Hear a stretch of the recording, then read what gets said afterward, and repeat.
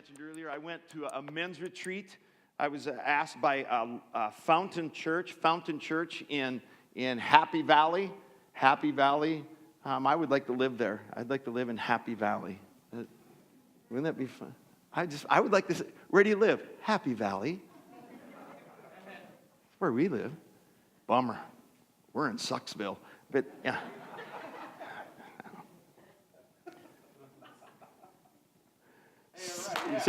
So I don't know. I'm exhausted. It's been an amazing week. So this men's retreat for Fountain Church was in a place called Overgaard, which is not close to here. And so I'm driving up Friday, and I go through this town called Payson. And Payson, they need to change their name to Last Civilization. And then I got on this 2-lane road that went, but from Payson to where this retreat center was, is 57 miles on this little 2-lane road. And it was dark. And about halfway there was an accident. There was a head-on accident that blocked the road. And so I sat for 3 hours in and that's not good for my brain to be locked in a car alone for that long. I wanted to get out and talk to the people in line with me, but as soon as I got out of the car, the police were like, back in the car. It's like, oh! So I couldn't visit. So I made a video and watched some podcasts. I had my own little show. Got to this place, beautiful, beautiful location. Almost 7,000 feet elevation. It was gorgeous the next morning when I got there. So got to meet with these men and walk through a lot of healing and reconciliation, and it was just an incredible time. And then so there's a little break between services, so I went jogging, and there was this loop, this road, this mountain road is about 1.25 mile loop, and I like to do about 5 miles. So I'm thinking I can do 4 loops, and I got it good. And so I run the first one, and it's good, and I run the second one, and I'm doing all right, and I get about halfway through the third one, and I realize I'm at 7,000 feet elevation, and the air is thin, and I'm starting to hear voices, and I'm kind of tweaking out a little bit, and I look beside the road, and I'm not kidding. What I'm about to tell you, I'm not making up. Like, first service looked at me like, you are on drugs. No, I got delivered from drugs. This is real. I'm jogging, and by the road, there's this animal running next to me. And at first I thought it was a rabbit, because it had big ears with hair on the top of them. It looked like it needed a haircut, like fuzz come out of its ears. And so you're like, telling you, this is true. And it had a puffy tail, and I'm running, I'm looking, and I'm thinking, what is that thing? And then it climbs a tree. It's like, wow. So I finished that, I'm thinking, I have no idea what that is. I'm thinking, is that a rabbit? Is that a squirrel? Is it a hybrid? A squirrel had sex with a rabbit? How did that happen? And if you lived here, and so I finished that loop, and I'm coming around my 4th loop, and I come around, and there's not one, there's 2 of those things. And they're running next to me. And they climb a tree, and I don't know if it's a rabbit or a squirrel. I don't know what it is. Is it a squabbit? I don't know. And so I go, and I learned this lesson. I am sucking air. I'm like begging for air. It's thin air, and I'm all sweaty. And I go into the retreat center, and the guys are kind of playing pool and throwing bean bags. And who thought of naming that game cornhole? I mean, let's just talk. Can we talk? Whose idea was that? Yeah, no, but cornhole. Can't we call it toss across? I mean, what do we cornhole? So I don't know. And so I go into this group, and I'm going like, I was chased by a squabbit. And I spent pretty much the rest of the day hearing, are you gonna get that wascally wabbit squabbit? So I don't know what that was. Somebody first service thought does anybody know what I'm talking about? Who? I don't know what. See, you guys somebody Google that thing, because it's real and it chases me. There's 2 of them. Yes, what is it? I have no idea. I know this. Next time I jog up there and I'm carrying a gun. So So it's been an incredible week, high energy week, and I'm telling you, I got home late last night, and my family did not wait up for me, by the way. Not one. Not one. I got home, all of them out. So, which brings me to, I am so excited to be here, and I have looked forward to today. From last Sunday, it's been a full week, and we're going to crank it up. So, you ready to hear from Jesus? Open your Bibles to John chapter 4. John chapter 4. We're going to go on a quick journey, starting a new series today. We're calling it Inked.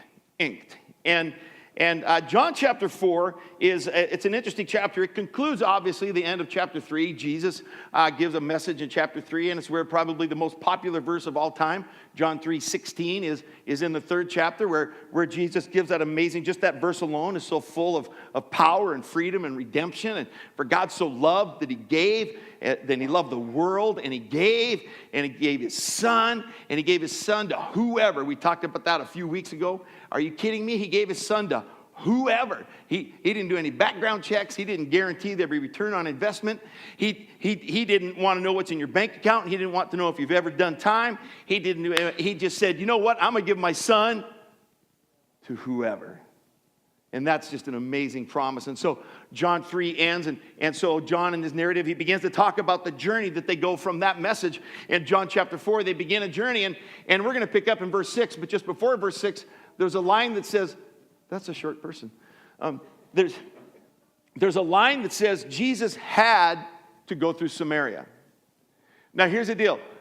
The emphasis wasn't he had to, that was the only route. He wasn't on a 2-lane highway somewhere in the mountains and there was no other option. There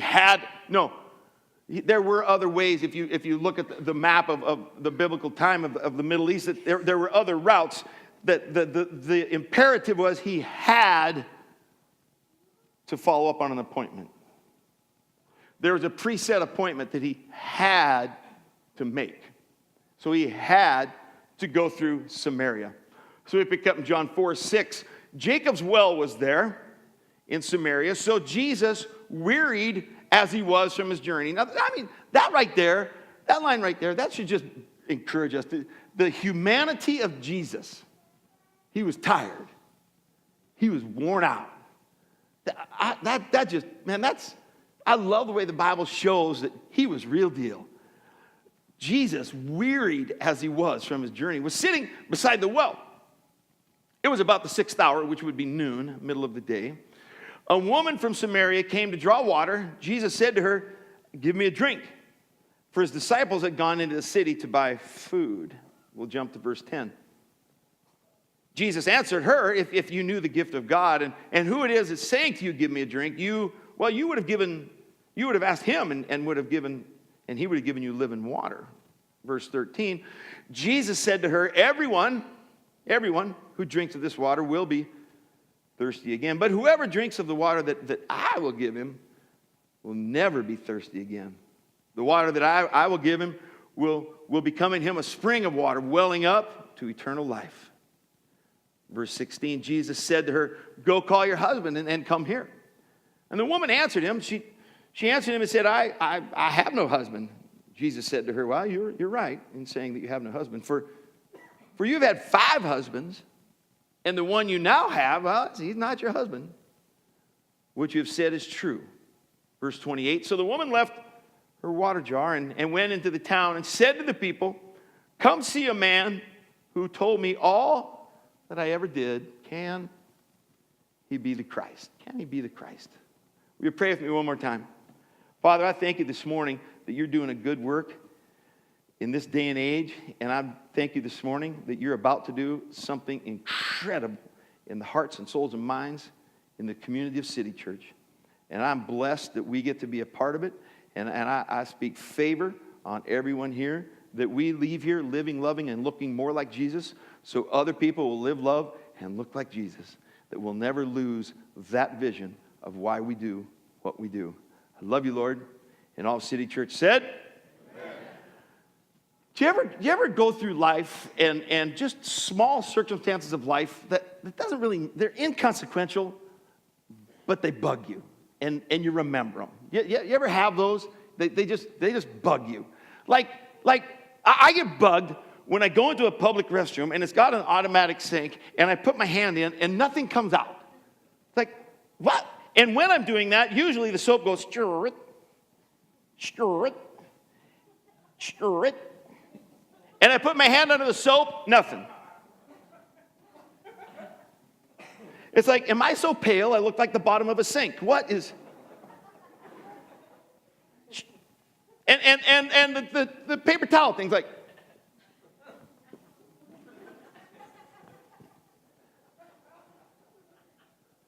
Is that not true? Like, wah! But yet, on one of those automatic toilets, one speck of dust can float behind you. And that thing flushes faster than you can stand back up. And cold water starts spraying, feels like a bunch of little puppies' noses.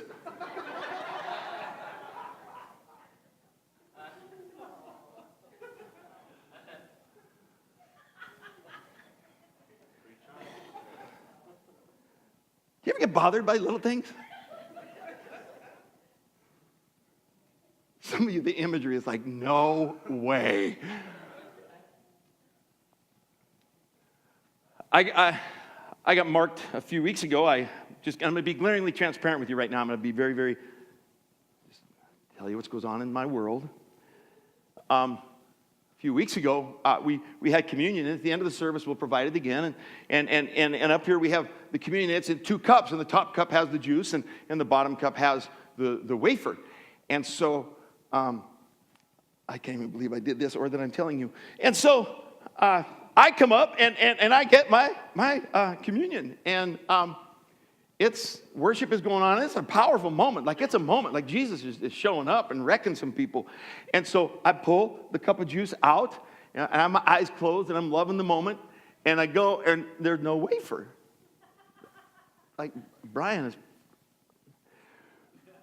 So I stick my tongue in there to make sure there's no wafer.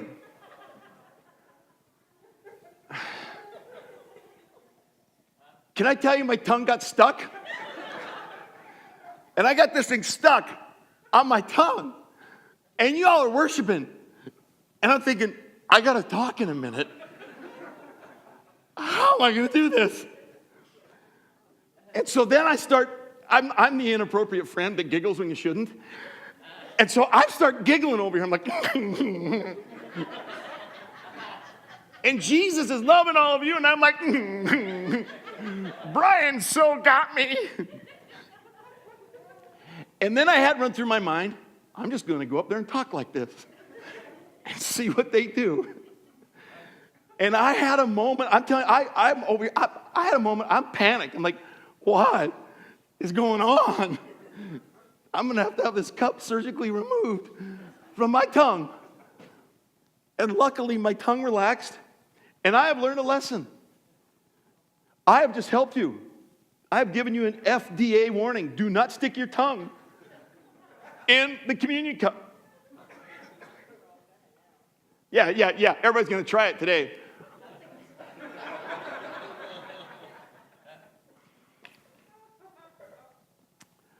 The truth of the matter in life, that we have large, small, inconsequential, or sometimes major moments that mark us. They tattoo us.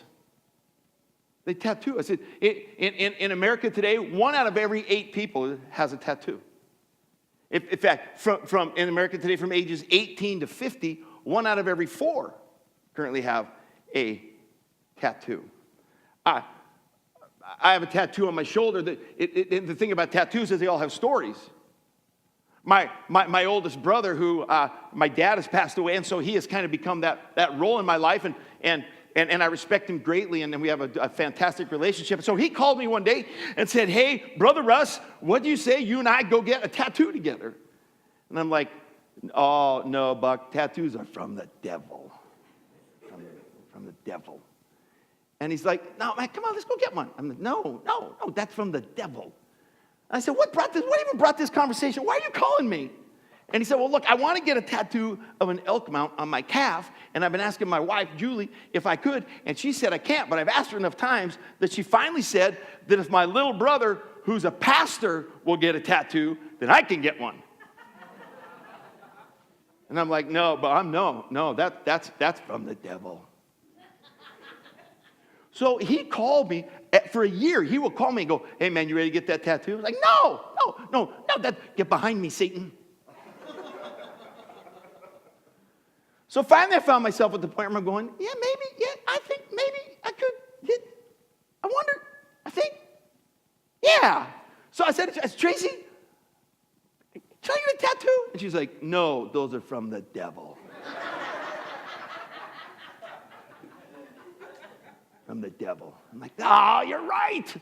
And so I kind of started wanting one, and Tracy was like, And so one day, we're walking through the county fair, and they had one of those little booths where you could get like a stick-on, a fake tattoo you could get. And I'm thinking, I'm like, hey, Tracy, maybe I should get one of those, and you could see it on all of this.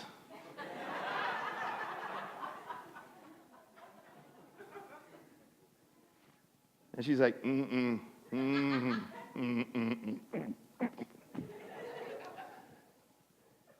And so we're walking along, and I have this moment. I went, wait a minute. You had your eyebrows permanently like your eyebrows are like you got a tattoo. You got two of them. And she's like, oh, you're right. So I said, whoa, Brother Buck, we're in. We got this. So Brother Buck and I go down, and we do the brother thing, and he gets one, and I get one. So then Tracy says, I want to get one. I'm like, no, you can't get one. They're from the devil. From the devil. And she goes, I just want. So she pulls the ace card. She gets my daughters involved. So then it's like, well, we want to get a mom and daughters matching tattoo. We want mom and daughters.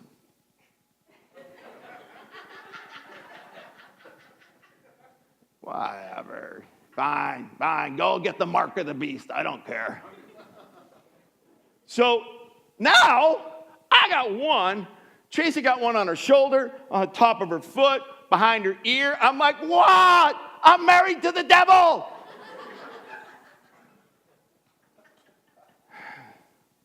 But tattoos tell stories.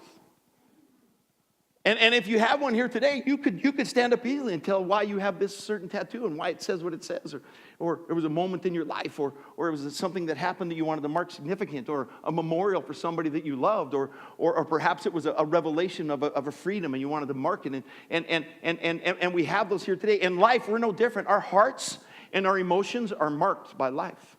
The truth is, every one of us in this room are carrying a tattoo. Oh, it may not be on the flesh, and you may not have gone to a parlor, but the truth is, every one of us in this room are marked.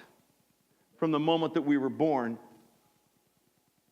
our hearts and our emotions began to be marked, because we live in a world of cause and effect. If you eat too much, you get overweight. If you spend too much, you go into debt. We're in a world of cause and effect. And I want to show just a smattering of some of the tattoos, the causes, and the effects that some of us in this room, and I think probably most of us in this room, have faced one or many of these causes and effect. One cause in life is physical abuse, the effect being most commonly fear of intimacy. One cause in life of having perhaps been sexually abused, and the effect of walking in life with insecurities.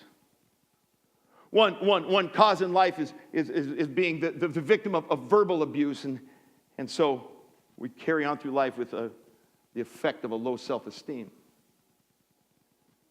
One cause in life is being rejected by those that should love us, and so the effect of that is we have difficulty trusting.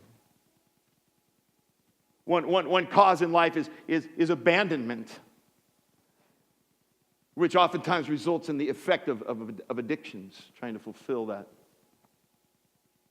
One cause in life is being completely betrayed, which betrayal is the most leading cause, or most leading cause to the effect of depression. One cause in life is feeling like you've been neglected, which the effect creates difficulty connecting. And the truth of the matter is, experiences in life have marked us. Some of us in this room, I've brought something up that is a tattoo in your life today. So what do we do with it? How do we navigate knowing that we're inked? We read this story to open today out of the narrative of the Bible. And let's go back and maybe just walk through just a little bit of what's really happening in there and what is going on. This narrative is Jesus had a deliberate mission. He had to follow through on an appointment. He was driven for a preordained appointment. And his appointment, interestingly enough, was with a woman. You didn't talk to women in that day. They had no voice. They had no value. And he had a conversation with a woman. And not just a woman, but a Samaritan woman. Samaritans were what we might call Jewish mongrels. There was a racial issue. The Samaritans were not, there was not only just a racial divide, they were not even racially recognized. So we have a woman, we have a gender problem, we have a racial problem, and she, as we didn't read, but she begins to ask him about who should worship where and who worships the real God. And so now we have a religious problem. And she shows up at noon. Culturally, that was out of order. Culturally, the women who did get the water would go to the well in the morning in groups for various reasons. A, it was the cool of the day. B, when they went in groups, there was safety in numbers because shepherds used the same wells for their flocks. And I can show you Old Testament times where the shepherds would harass or even kidnap the women while getting water. So you didn't go to the well alone, and you didn't go in the heat of the day. You went in the cool of the day in groups. So we have a woman, we have a racial problem, we have a religious problem, we have a relational problem, and we also have an emotional problem. Although the Bible doesn't say it, we know people well enough. I guarantee you she was the point of gossip of the town. Oh, yeah, we know that. You know that. You know, she'd been married 5 times. And yeah, I know why she left husband number 2. She was messing with husband number 3 when she left husband number 2. Because I'm friends with the wife of husband number 2, who married to him now, and we work together. And she told me all about that woman, what she did to husband number 1, and then she tried to pull it on number 2 while she was messing with number 3. And I know what's going on with that woman. I can't believe that anyone would let their man near that woman. Now she's working on number 6, and they're not even married. They're shacked up together. That's what they are. Come on. We got a gender problem, we got a racial problem, we got a religious problem, we got a relational problem, we got an emotional problem. And don't we just do that when we go to the Lord? Don't we just bring up all the reasons? Yeah, Lord, let me tell you, this is why I feel like I can be hurt. Or Lord, I'm never going to succeed. Do you know the failures in my life? Do you know how many times I've tried? Do you know how many times they've lied about me? Do you know how many times I've tried to reach out to them? Do you know how many times that I've given them the hand of love and all they've done is bit it off? Do you know? Do you know? And Jesus says in verse 10, one of the most powerful questions in all of the scripture. He says this statement, if you only knew the gift of God.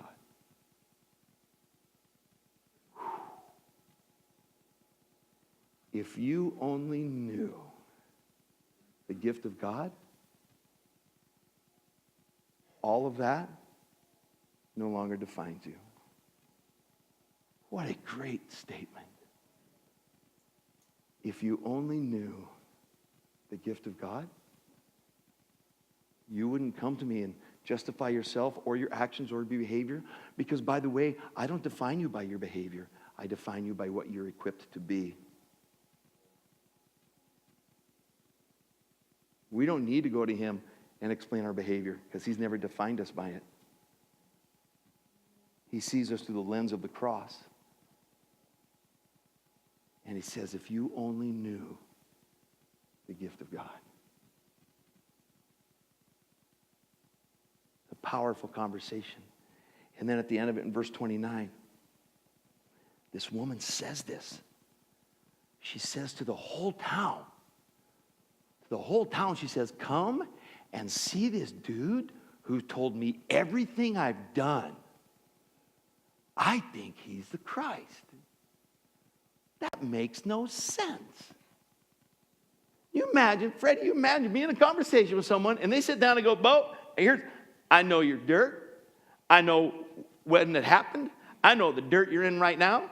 I know why you're making the decisions you're making. But I know all your mess ups. I know all of it. I'm going to stand right here by this well and I'm going to tell you what you've done. Last thing Freddie's going to do is go, hey, y'all need to come meet this dude. Because like he told me everything I've done. Why would you say that? Tell you why. Because when he comes, and if he does recite what we've done, he doesn't ever recite it with condemnation. He recites it with, if you only knew the gift of God, you wouldn't behave like that. If you only knew the gift of God, you wouldn't look at yourself like that. If you only knew the gift of God, you would not walk in shame. If you only knew the gift of God, you'd be able to forgive those people that hurt you. If you only knew the gift of God, you wouldn't be married 5 times, live with number 6. If you only knew the gift of God. And she goes, oh, that's amazing. You know everything about me. And I don't have to let that label me anymore. We have no, you know what? She goes back to her community. We don't hear another word. We have no guarantee. We don't know that her community changed their attitude about that woman's reputation. We don't have any idea.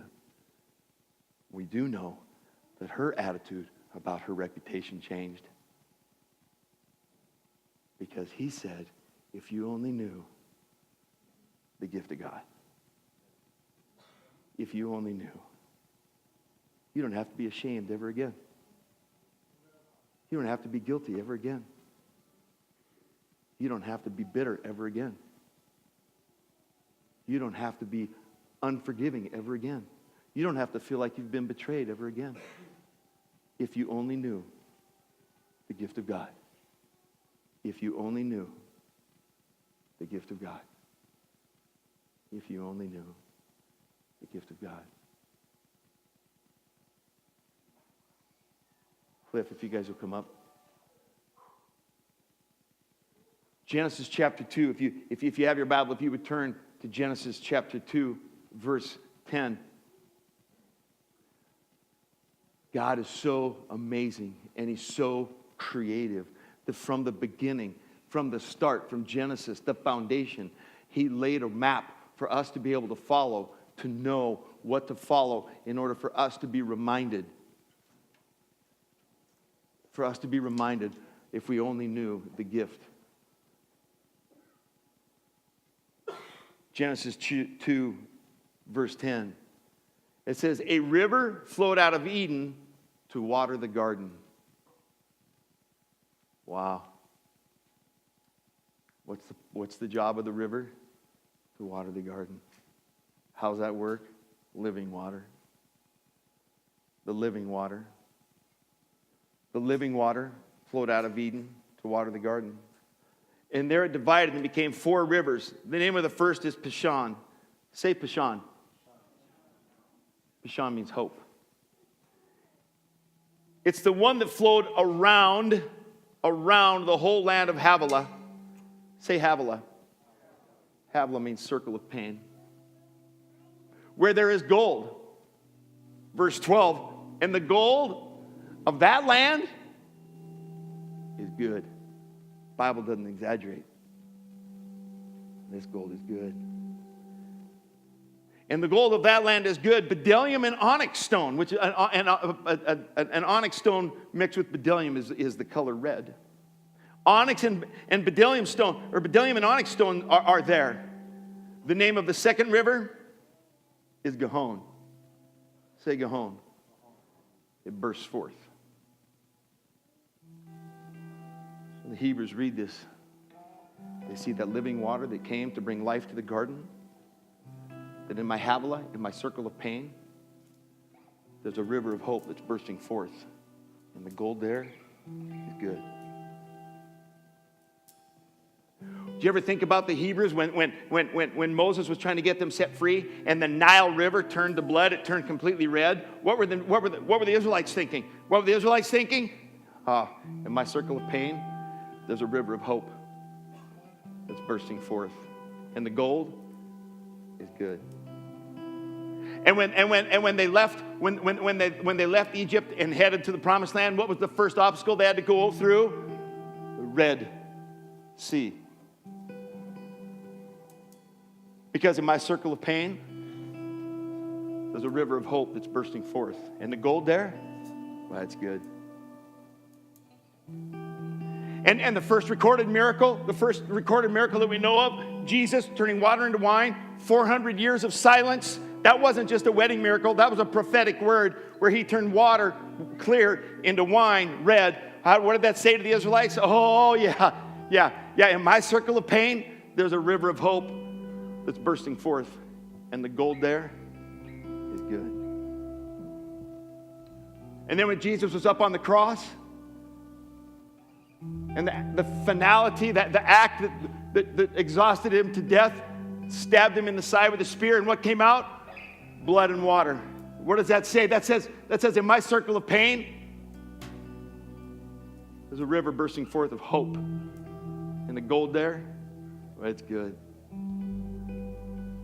When a child is born today, after hours of labor, and that child is finally birthed and life is given, and there's blood and water, in my circle of pain, there's a river bursting forth with hope. And the gold there is good. In my circle of pain of being betrayed, there's a river of hope bursting forth. And the gold is good. In my circle of pain of being lied about, there's a river of hope. It's bursting forth. And it's good. In my circle of pain of losing my job and not knowing what's next, there's a river of hope bursting forth. And the gold there is good. In my circle of pain, where my marriage is struggling, in my circle of pain, there's a river of hope. It's bursting forth. And the gold there, well, that's good. It's good. How do we know that the woman got the message? She left her water pot. She left that old identity. She left what she used to hide behind in the heat of the day. She left that old water pot. And she said, oh, if you only knew the gift of God. In your circle of pain, there's a river of hope bursting forth. And the gold there is good. It's good.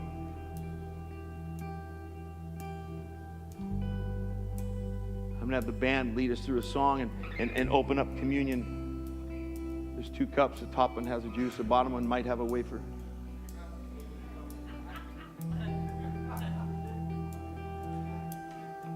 FDA warning. But this morning, I'm gonna ask you to be real deal. Will you let him in? Will you let that river of life that flowed into the garden to bring it life and circled around and brought hope? Will you let that in today? You don't have to go through life beat up and marked. You don't have to go through life anymore racially, religiously, relationally, spiritually, emotionally. You don't have to do that anymore. You don't have to do that one more second. My Jesus, my Jesus, my Jesus. says, if you only knew the gift of God, you can walk in that river of hope that's bursting forth, and you can leave that water pot behind. Will you stand with me?